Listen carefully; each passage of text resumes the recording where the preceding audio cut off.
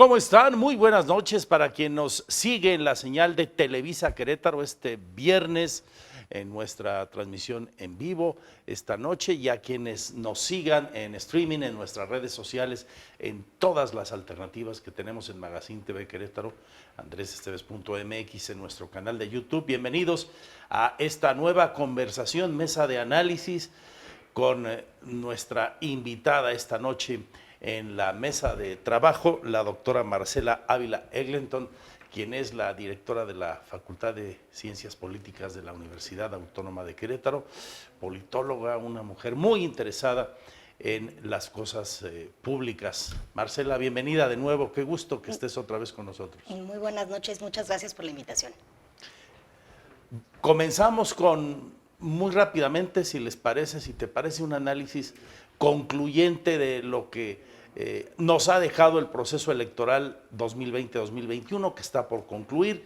Ya pasamos las fechas claves, campañas, día del sufragio, ya se entregaron las actas correspondientes, los certificados de triunfo, las constancias de mayoría, quedan algunos recursos en Querétaro menores, vamos de salida. ¿Era lo que te esperabas en lo local, el resultado que se dio este llamado tsunami panista? Me parece que, digamos, en términos de elección por la gubernatura y de algunas presidencias municipales, era lo que se esperaba, ¿no? Yo creo que desde muchos meses antes de la elección veíamos pues una fuerza importante de Acción Nacional, que además sí partimos de que uno de los tipos de votante votan a partir de la identificación partidista y que Querétaro tiene una identificación partidista muy fuerte con el PAN, era lo de esperarse. Yo creo que lo sorpresivo fue el ganar los 5 distritos federales y los 15 distritos locales. Creo que, si no recuerdo mal, desde 2006 no tenía una victoria tan apabullante el Partido Acción Nacional y bueno, pues seguramente… 15 de 15 en el 15 Congreso, de 15. Ningún partido nunca en la era democrática. No, tengo la impresión de que sí habían ganado en alguna otra ocasión, pero bueno, hacía un buen tiempo que no, por lo menos los distritos federales sí desde 2006. Los federales sí. Y bueno, pues sí vemos, además, algunos datos interesantes. Por ejemplo, los datos de participación se caen, a pesar de que a nivel nacional mucho se ha dicho de que es la elección con mayor participación desde el 97, lo cual es cierto, ¿no? 52 punto algo % en participación nacional, pero en Querétaro estamos 5 puntos abajo de la participación de 2015.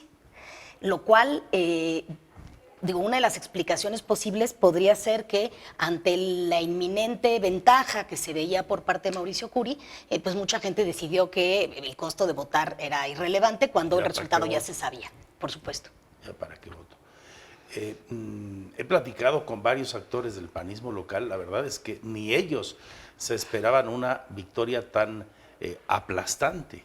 Así es, creo que uno de los puntos que sí se planteó desde el inicio de la elección, por lo menos en el caso específico de Querétaro, es que iba a ser una elección para refrendar o no el apoyo al presidente López Obrador, ¿no? López Obrador ganó en 2018 en Querétaro, lo cual en su momento fue sorpresivo. Pero bueno, pues más una porque iba contra un queretano, claro, por supuesto. Ese era un valor agregado. Y bueno, aún así se lleva la elección y se lleva 2 distritos federales, que no es poca cosa, sobre todo en el contexto del 2018 y de la trayectoria que tenía Morena en el Estado. Pero pareciera que en este proceso electoral, pues las y los queretanos regresan a sus preferencias partidistas habituales. Claro, con el tema de un PRI dividido, fragmentado y pues claramente desfondado. Un PRI que está en caída libre, yo no sé si ya tocó fondo, creo que si no se reconstruyen al interior, y yo no veo un proceso de autocrítica serio ni en Querétaro ni en lo federal, va a seguir en caída libre. Pero aquí coincidimos, creo, ¿no? Sí, yo no lo daría por muerto, ya en 2006 lo dimos por muerto y revivió. Lo he dicho muchas veces en estas charlas con la audiencia, el PRI como el danzón nunca muere. Exacto. Y yo me refiero a que está en caída libre. Sí, sí. Puede perder más si no hay una sacudida en la estructura del PRI y regresa a su ADN, a su origen social. Y yo no veo hoy a una dirigencia nacional en esa dirección ni en lo local. No, la dirigencia del partido me parece que sí está ¿no? viendo sus posibilidades de reacomodarse en términos políticos y bueno, y creo que el mejor dato es haber perdido todas las gubernaturas, porque además hay un elemento de adicional. 8 que defendía, perdieron todas. 8. Pero además hay un elemento adicional, la alianza PAN-PRI-PRD funciona muy bien en la Ciudad de México, pero en todas las entidades en las que contendieron como alianza no ganan ninguna. En ninguna de las gubernaturas, ¿no? Las gubernaturas que ganan la oposición a Morena, digamos, que es Chihuahua, la gana con una coalición PRD-PAN, donde el PRD tiene como el 1.2% de los votos. El caso de Querétaro, que tampoco van en coalición, ¿no? Va el PAN con Querétaro Independiente, y bueno, pues los otros, ¿no? San Luis no lo gana la coalición opositora. Entonces, creo que es sintomático de cómo se configuran las fuerzas políticas en lo local y en lo nacional de manera diferenciada. Y lo que es peor, para ellos y los militantes auténticos del PRI, salvo los análisis externos al interior, ya digo, no se ve un proceso serio de reflexión y autocrítica. Vamos a la pausa para regresar con el efecto Morena. ¿Qué le pasó a Morena aquí y cuál es su conquista federal? A final de cuentas sigue siendo la primer fuerza política del país y se consolida aquí como la segunda.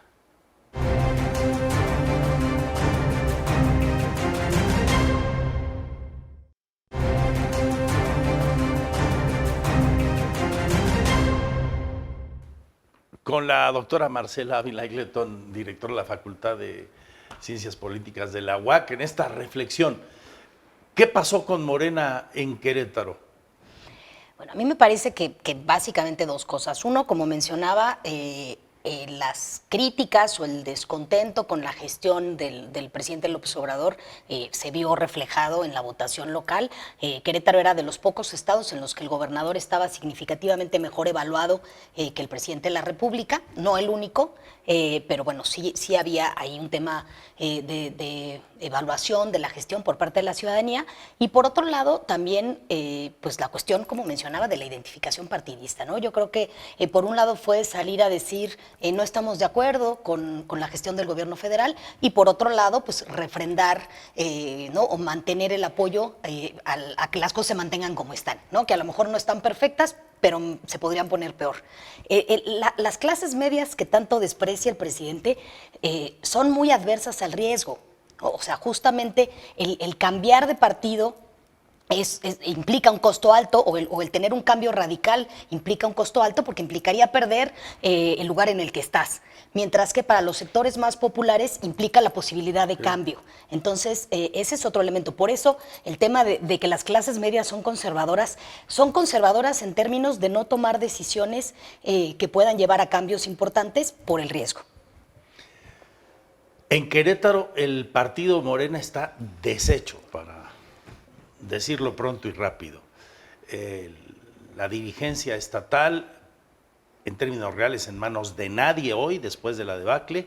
Hay un delegado en funciones de presidente, Mauricio Ruiz Olaez, que es de los pocos ejemplos de morenistas de cuño, del movimiento, como dicen ellos. El presidente del Consejo Político Estatal, confrontado con ese otro grupo, Ángel Valderas Puga. Vendrán sus elecciones por ahí de octubre, las internas para renovar Consejo Político. Mucho tendrá que hacer Morena, Marcela, porque además su presencia en los cargos de elección popular se limita mucho. Una presidencia municipal en Arroyo Seco y 5 diputaciones plurinominales de gente que no es de origen morenista, que no son del movimiento. Vuelvo a usar el término que aplican los morenistas de ADN del Movimiento de Regeneración Nacional. Vaya paquete para su reconstrucción. Claro, yo creo que es bueno el que las candidaturas se le dieran a personas que no tenían una militancia en el partido, que no habían hecho carrera, que no se la ganaron, habla mal del partido. Ahora, recordemos, o de quien tomó las decisiones, pero recordemos también de dónde vienen, ¿no? el gran lastre, yo creo que uno de los elementos que hicieron que el PRD se deshiciera fue justamente la lucha interna de las tribus, que además es una lucha de la izquierda histórica. Es un ¿no? mal endémico. Exacto. No es solamente en México, es un caso en todas partes. Y también recordemos que una parte de esos grupos vienen del PRI, donde la disciplina era fundamental y donde la forma en la que se comportaban los militantes, independientemente de las preferencias, tenía que ver justamente con pactos al interior, que el PRD no pudo recuperar o no pudo resolver de la misma manera. Y para cuando llegaron a Morena, pues vemos una lucha intestina en todos los espacios, ¿no? Por ejemplo, yo no recuerdo una sola elección del PRD que saliera bien, ¿no? Salvo la que organizó el INE hace unos pocos años.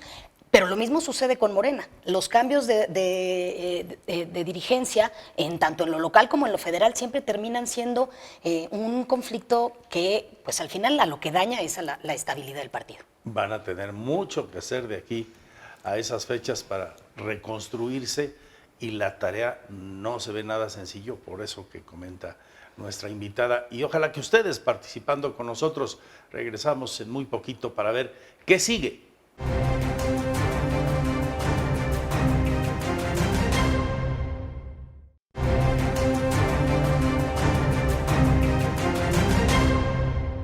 Y con lo que nos dejó este proceso electoral, por los resultados que hoy tenemos y que difícilmente podrán cambiar, en Querétaro creo que ya ninguno, ¿qué viene? ¿Qué observa Marcela Ávila respecto a esta conformación hoy en la Cámara de Diputados, en los ayuntamientos y en el gobierno del Estado para nuestra entidad, que se consolidó como uno de los estados más blanquiazules del país? Así es, históricamente había sido Guanajuato, pero creo que ahora Querétaro sí lo desbancó. A mí me parece que faltan contrapesos, ¿no? Que tenemos ayuntamientos, bueno, no la mayoría de los ayuntamientos, pero además los ayuntamientos con una mayoría abrumadora del PAN, justamente por las diferencias en la votación y quienes entran a ocupar las regidurías de representación proporcional. Y bueno, y en el caso del Congreso del Estado es evidente, ¿no? Tener cuando menos 18 posiciones de 25 por las que obtiene Querétaro Independiente, deja, pues yo creo que por un lado la oposición muy esquinada, que también sabemos que en Querétaro la oposición nunca se ha comportado como tal, ¿no? Se comporta como oposición en los procesos electorales, pero una vez que regresa, ¿no? que se integra el poder público, terminan acompañando las decisiones del gobernador. ¿Es más dócil, para decirlo en términos muy elegantes? Yo creo que sí. Habrá que ver, creo que el PRI siempre fue una oposición muy dócil. Cuando le tocó ser minoría en el Congreso local, habrá que ver ahora cómo se comporta Morena, que finalmente es la que va a tener ahí un espacio. Morena sin morenistas. Morena sin morenistas, habrá que ver a quién responden, ¿no? De quién van a seguir instrucciones si es que las siguen.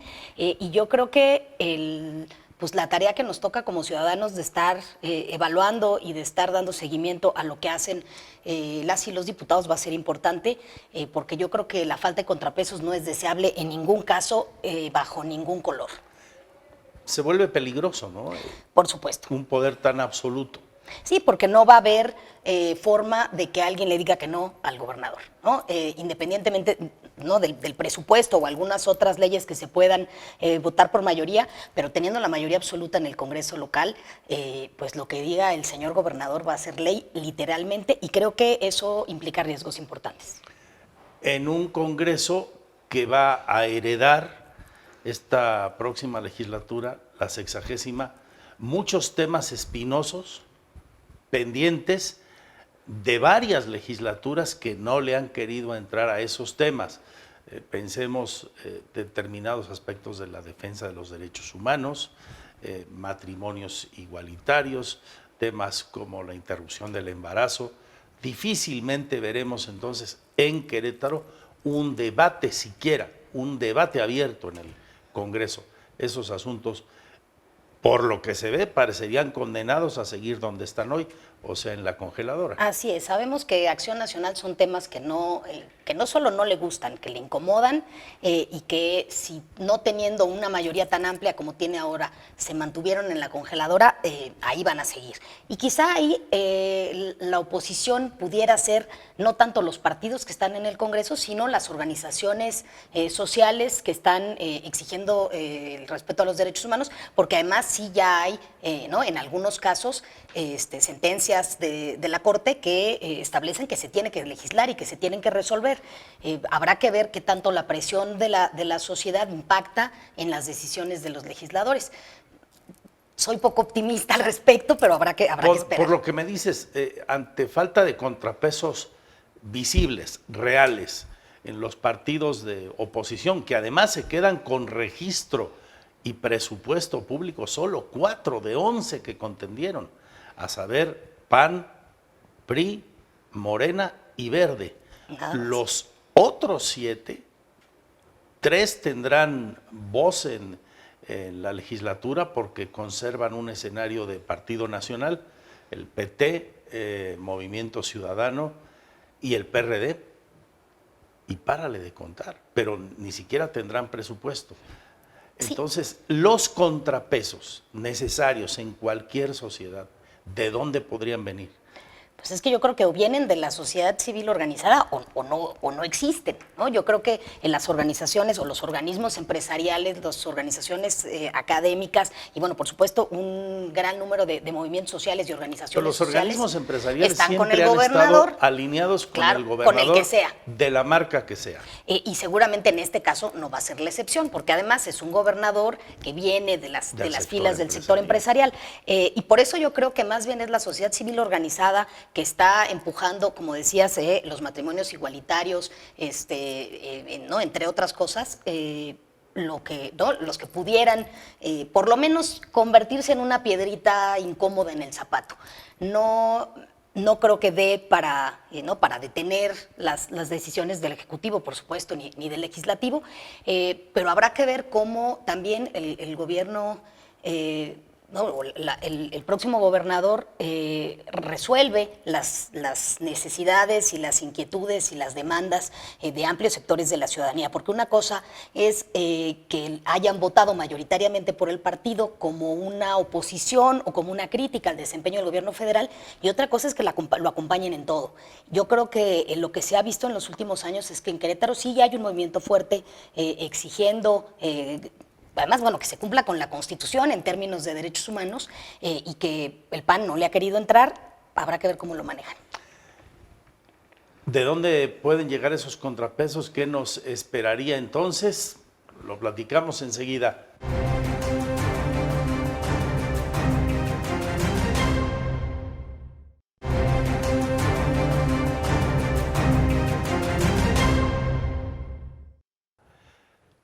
¿Qué podemos esperar, doctora Marcela Ávila Eglenton, directora de la Facultad de Ciencias Políticas de la UAC, para lo que viene entonces en Querétaro, cuando los contrapesos, por lo menos hoy, no se perciben y son sanos para la democracia?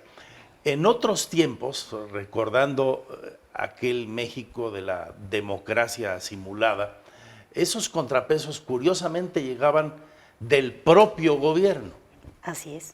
Y de la prudencia o no del titular del Poder Ejecutivo en el Estado o en lo federal para armar un equipo que realmente le sirviera para tener todas las visiones que debe tener alguien que gobierna con tanta autoridad. Confiemos en que Mauricio Curi haga eso. Yo creo que si es un hombre pragmático lo debería de hacer, ni siquiera por convicción. A ver, creo que lo que vamos a ver en estos próximos 6 años en Querétaro, por lo menos los próximos 3, en lo que se renueva el Congreso local, es lo que vimos a nivel federal de 2018 a la fecha, ¿no? Es un presidente con la mayoría absoluta en la Cámara de Diputados. Aquí vamos a tener un gobernador con la mayoría absoluta en el Congreso local. Yo creo que le toca, si es pragmático, ver cómo le ha resultado ese ejercicio ilimitado de poder al presidente López Obrador y tratar de tomarlo en cuenta, porque efectivamente hay poco espacio para los contrapesos. Claro está el Poder Judicial, pero yo creo que si se avanza, como mencionábamos en la legislatura, en términos de derechos humanos, va a ser a partir de sentencias de la Corte y no de la decisión y de la voluntad, pero bueno, habrá que darle el beneficio de la duda. Y en lo federal, doctora, ¿qué podemos esperar en el segundo tramo de la administración de Andrés Manuel López Obrador y cuando ya se tendrán que ir perfilando las cosas para la sucesión? Porque así es la administración y la política en la vida real, y vemos cómo se les cayeron las traves de la línea 12 y golpeó severamente en la línea de flotación de Morena. Yo insisto, creo que eso fue determinante en el resultado de la Ciudad de México, que es un gran termómetro nacional, y partió en dos a la ciudad, literalmente, en términos literales, y deja, ya digo, con muchos daños a por lo menos uno de los grandes aspirantes a la sucesión, que era Marcelo Ebrard. Y a mí me parece, por lo que exhibieron a media semana de esta semana, los primeros resultados de los dictámenes de la tragedia, que le van a lavar el rostro a Claudia Sheinbaum y que ella se va perfilando mucho para ser la candidata de Morena, si bien falta demasiado tiempo, también es cierto, ¿no? Pero no hay mucho de dónde echar mano en Morena, por lo que hoy se ve. Ahí está el nombre de Ricardo Monreal, marginal, porque no es un agente del grupo propiamente cercano a Andrés Manuel.